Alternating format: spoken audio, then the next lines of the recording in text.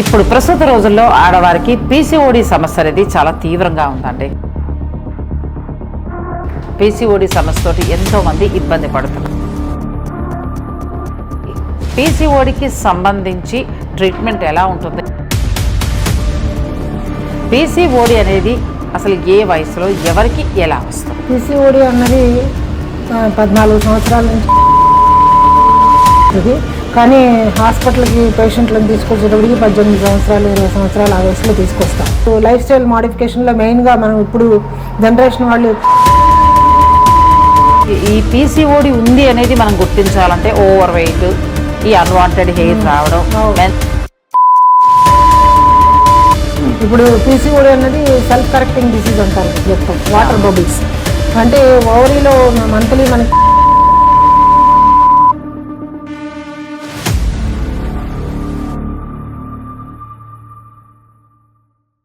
నమస్తే, నేను నాగశ్రీ.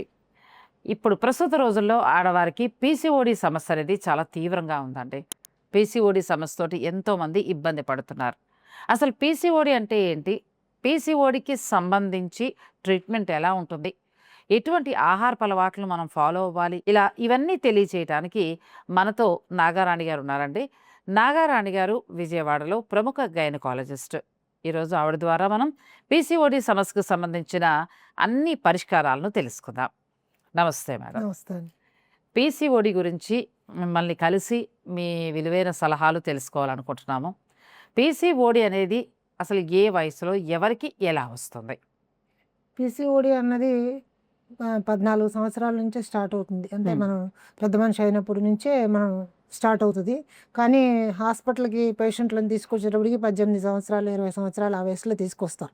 యూజువల్గా హాస్పిటల్కి తీసుకొచ్చే కంప్లైంట్ పీరియడ్స్ సరిగ్గా రావటం లేదు, అంటే menstrual cycle irregular cycles plus కొంత వెయిట్ గెయిన్ ఉంటుంది, బరువు పెరుగుతున్నారు.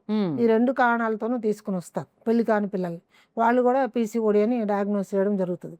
అట్లాగే పెళ్ళైన వాళ్ళకి పిల్లలు పుట్టడం లేట్ అయినా వాళ్ళకు కూడా ఇర్రెగ్యులర్ మెన్స్ట్రువల్ హిస్టరీ ఉంటుంది. ఈ 2 కారణాలతోనూ ఎక్కువగా హాస్పిటల్కి తీసుకొస్తారు. వాళ్ళల్లో పీసీఓడి ఉందని డయాగ్నోస్ చేయడం జరుగుతుంది. అంటే అల్ట్రాసౌండ్ స్కాన్ ద్వారా, తర్వాత బ్లడ్ టెస్టుల ద్వారా బయటపడుతుంది. ఇందులో 2 రకాలు ఉంటాయి, PCOD plus PCOD syndrome. Syndrome అంటే అన్ని లక్షణాలు ఉంటాయి. అన్ని లక్షణాలు అంటే వెయిట్ గెయిన్తో పాటుగా అన్వాంటెడ్ హెయిర్ గ్రోత్ ఉంటుంది, వాళ్ళకి మొటిమలు ఉంటాయి, పింపుల్స్ అంటారు. అంటే మేల్ హార్మోన్ టెస్టోస్టెరాన్ లెవెల్స్ కూడా వాళ్ళకి ఎక్కువగా ఉండడం వలన హెయిర్ గ్రోత్ ప్లస్ పింపుల్స్, అలాగే ఒబిసిటీ, మిగిలిన లక్షణాలు ఇర్రెగ్యులర్ మెన్స్ట్రువల్ సైకిల్, ఇన్ఫర్టిలిటీ ఇవన్నీ కలిసి ఉంటే సిండ్రోమ్ అంటారు. సిండ్రోమ్ అన్న వాళ్ళు తక్కువ పర్సంటేజ్ ఉంటారు, 2 to 3% ఉంటారు. వీళ్ళు ఎక్కువ మంది ఉంటారు పీసీఓడి వాళ్ళు. అంటే వీళ్ళకి ఓన్లీ ఒబిసిటీ ఉంటుంది, ఇర్రెగ్యులర్ మెన్స్ట్రువల్ సైకిల్స్ ఉంటాయి, అంతే అన్వాంటెడ్ హెయిర్ కానీ ఇవన్నీ ఉండవు. అంటే ఇప్పుడు మీరు అన్నారు కదా, రజస్వ లైన్ దగ్గర నుంచి కూడా ఈ పీసీఓడి అనేది వస్తుంది అని. అంటే వాళ్ళల్లో అంటే ఈ పీసీఓడి ఉంది అనేది మనం గుర్తించాలంటే ఓవర్ వెయిట్, ఈ అన్వాంటెడ్ హెయిర్ రావడం, మెన్సెస్ సరిగ్గా లేకపోవటం, వీటి బట్టి మనం పీసీఓడి అని నిర్ధారించుకుని డాక్టర్ని కలవచ్చు అంటారు. అంటే అక్కడ ఆ వయసు నుంచి కూడా ట్రీట్మెంట్ స్టార్ట్ చేయొచ్చా? అవును, ఆ వయసు నుంచి కూడా లైఫ్ స్టైల్ మెయిన్గా మనం వాళ్ళకి చెప్పేది లైఫ్ స్టైల్ మోడిఫికేషన్ చెప్తాము. ఇప్పుడు పీసీఓడి అన్నది సెల్ఫ్ కరెక్టింగ్ డిసీజ్ అంటారు దీన్ని. అంటే మనం ట్రీట్మెంట్ మెడికల్గా మందులు ఇవ్వాల్సిన అవసరం లేకుండా వాళ్ళే కరెక్ట్ చేసుకోవచ్చు. సెల్ఫ్ కరెక్టింగ్ డిసీజ్ అంటే ఇప్పుడు లైఫ్ స్టైల్ మోడిఫికేషన్లో మెయిన్గా మనం ఇప్పుడు జనరేషన్ వాళ్ళు ఎక్కువగా జంక్ ఫుడ్కి అలవాటు పడడం వలన ఎక్కువ ఆయిలీ ఫుడ్, జంక్ ఫుడ్ తినడం. రెండోది ఫిజికల్ ఎక్సర్సైజ్ లేకపోవడం, ఇంట్లో కానీ బయట కానీ ఎక్సర్సైజ్ లేకుండా ఊరికే ఎక్కువ టైం కూర్చొని ఉండడం, అట్లా ఉండడం, సెడెంటరీ వర్క్ వల్ల వెయిట్ గెయిన్ పెరగడం. ఈ 2 కారణాల వలన వాళ్ళకి ఇర్రెగ్యులర్ మెన్స్ట్రువల్ సైకిల్స్ ఉంటాయి. వీటిని సెల్ఫ్ కరెక్టింగ్ డిసీజ్ అంటారు. ఒకసారి బరువు తగ్గితే ఆటోమేటిక్గా మెన్స్ట్రువల్ సైకిల్ కరెక్ట్ అయిపోతుంది. అది ఓవర్ వెయిట్ కూడా ఇలా మెన్సెస్ లేట్ అవడానికి ఒక కారణం. ఓవర్ వెయిటే మెయిన్ కారణము. ఓవర్ వెయిట్ లేకుండా మెన్స్ట్రువల్ ఇర్రెగ్యులారిటీస్ ఉన్న వాళ్ళకి మనం హార్మోన్స్ పెట్టి కరెక్ట్ చేస్తాం. హార్మోనల్ సైక్లిక్ హార్మోన్ ట్రీట్మెంట్ పెడతాము, దాంతో మెన్స్ట్రువల్ సైకిల్ కరెక్ట్ చేయొచ్చు. అది ఈజీ.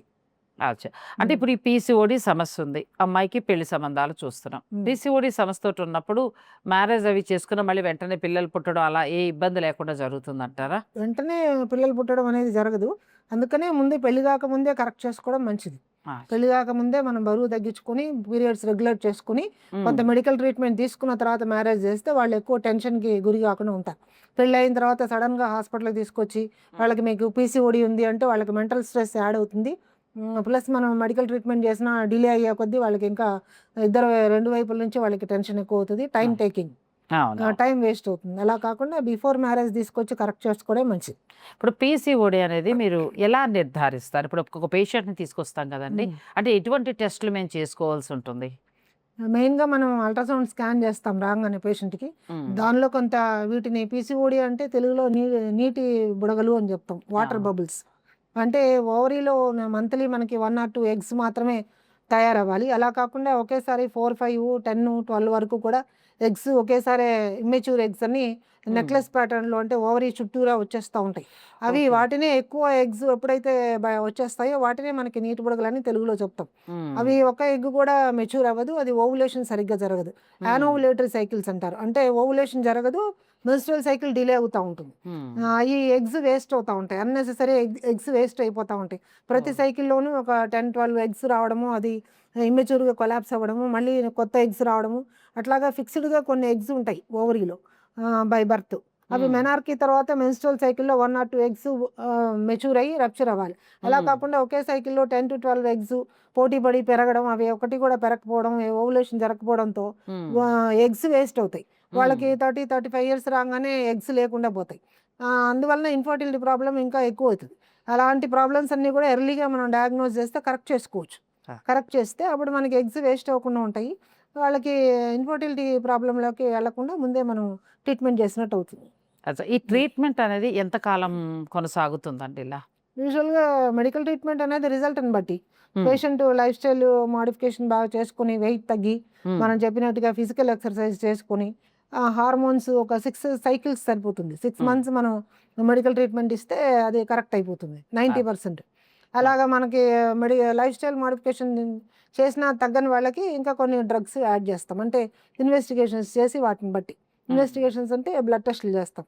బ్లడ్ టెస్ట్‌లో మెయిన్‌గా ఇన్సులిన్ రెసిస్టెన్స్ అని, గ్లూకోజ్ టాలరెన్స్ టెస్ట్ అని ఉంటుంది. గ్లూకోజ్ టాలరెన్స్ టెస్ట్‌లో వాళ్ళకి ఇన్సులిన్ రెసిస్టెన్స్ ఏమైనా ఉందా? ఎందుకు వాళ్ళు వెయిట్ ఎక్కువగా ఉన్నారు? అనే దాని గురించి, అలాగే బ్లడ్ కొలెస్ట్రాల్, అట్లాగే టెస్టోస్టెరాన్ లెవెల్స్, మేల్ హార్మోన్స్ అంటాం. ఆ హ్మ్. మేల్ హార్మోన్స్ కొంచెం ఎక్కువగా సెక్రెట్ అవుతాయి. వాళ్ళకి ఈస్ట్రోజన్ లెవెల్స్ కూడా ఎక్కువగా ఉంటాయి. టెస్టోస్టెరాన్ లెవెల్స్ కూడా ఎక్కువ ఉంటాయి. వీటన్నిటి వలన వెయిట్ గెయిన్ ఉంటుంది. హ్మ్. ప్లస్ కొలెస్ట్రాల్ లెవెల్ ఎక్కువ ఉంటుంది. ఇవన్నీ కూడా ట్రైగ్లిజరైడ్స్, కొలెస్ట్రాల్ ఇవన్నీ కూడా చెక్ చేసి జనరల్ హెల్త్ మనం కరెక్ట్ చేస్తాము. ప్లస్ వెయిట్ రిడక్షన్ కూడా చాలా ఇంపార్టెంట్ అవుతుంది. ఓకే. అది. అంటే వెయిట్ తగ్గితే చాలా వరకు ఈ హ్మ్. పీసీఓడి నుంచి అంతే. బయటపడొచ్చు. అంతే. వెయిట్ పెరగకుండా ఏంటంటే ఈ జంక్ ఫుడ్స్‌కి వాటికి హ్మ్. దూరంగా ఉండడం, మంచి హ్మ్. ఆహారపు అలవాట్లను హ్మ్. అలవరుచుకోవడం అండి. చిన్న బ్రేక్ తీసుకుందాం. మళ్ళీ పీసీఓడి గురించి మనం అన్ని వివరాలని తెలుసుకుందాం.